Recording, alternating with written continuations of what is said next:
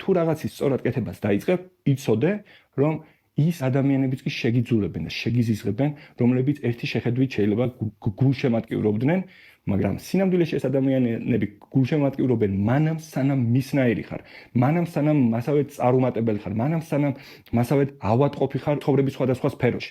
მაგალითად გაგიჩნდა ახალი მიზანი.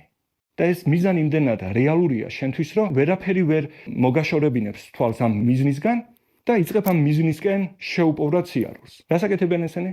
ესენი ცდილობენ, რომ იმ ფოკუსში, სადაც შენ მიზანს უყურებ, რაღაცა დაბრკოლებები იმდენად ახლოს მოიტანონ შენ თვალთან, ეს წარმოიდგინე პრობლემები, ნეგატივი, ზიზღი, ცუდი რაღაცები იმდენად ახლოს მოგიტანონ, საითად შენი ყურადღება მიმართული იქეთ დაგიფაროს ხედვა და ვეღარ ხედავდე მიზანს. თუ თვალწინ რაღაცა ისეთი გაქვს, რომელიც ხედვას იფარავს, უბრალოდ უნდა ისწავლო, როგორ დაიწყო ფოკუსის შენარჩუნება, მაშინაც კი, როდესაც ოცნების არ მქონე ადამიანები ცდილობენ, რომ შენი ყურადღება გადაიტანონ მიზნიდან პრობლემებზე. თუ ფიქრობ, რომ ადამიანების უმეტესობა იმდენად კეთილია, რომ ამას არ იკადრებს, ძალიან საინტერესო ისტორია მინდა განვიხილო შენთან ერთად.